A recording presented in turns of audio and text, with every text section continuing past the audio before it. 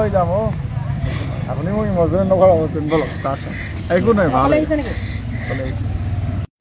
এয়া ভিডিঅ'টোত আপোনালোকে দেখিছে আমাৰ সকলোৰে মৰমৰ জনপ্ৰিয় কণ্ঠশিল্পী লেখন কুম্বাং আৰু তেওঁক আজি মাজুলী আয়ুক্ত কাৰ্যালয়ৰ সন্মুখতে লগ পালোঁ আৰু সেইমতে তেওঁৰ সকলো ধৰণৰ কথা বতৰা আমি পাতিলোঁ আৰু ইয়াতে এটা কথা তেওঁ উল্লেখ কৰিছে বৰ্তমান সময়ত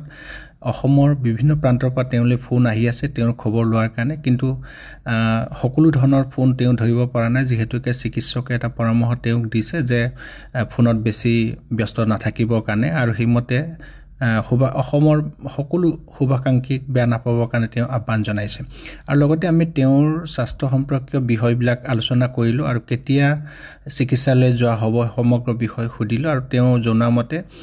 ইতিমধ্যে যাব পৰাকৈ তেওঁ প্ৰস্তুতি প্ৰায় সম্পূৰ্ণ কৰি তোলা হৈছে আৰু সেইমতে আজি আয়ুক্ত কাৰ্যালয়ৰ মানে ছুটিৰ কাৰণে আহিছিলে আৰু তাতে আয়ুক্ত মহোদয়ৰ ওচৰত আবেদন পত্ৰ দিয়া হ'ল আৰু সেইমতে সেইখিনি কৰাৰ পিছতে তেওঁ এই মাহৰ শেষৰ ফালে চিকিৎসালয়লৈ যোৱাৰ কথা তেওঁ আমাক অৱগত কৰিছে আৰু এটাই কথা এই মুহূৰ্তত সকলো অসমবাসী ৰাইজৰ আশীৰ্বাদ বিচাৰিছে যাতে তেওঁ চিকিৎসা ব্যৱস্থা সুকলমে কৰিব পাৰি আৰু তেওঁ এটা কথা কৰিছে যে ৰাইজে অসমৰ ৰাইজে ইমানখিনি তেওঁক মৰম দিছে আশীৰ্বাদ কৰিছে তাৰ কাৰণে সদায় মই ৰাইজৰ ওচৰত অসমবাসীৰ ওচৰত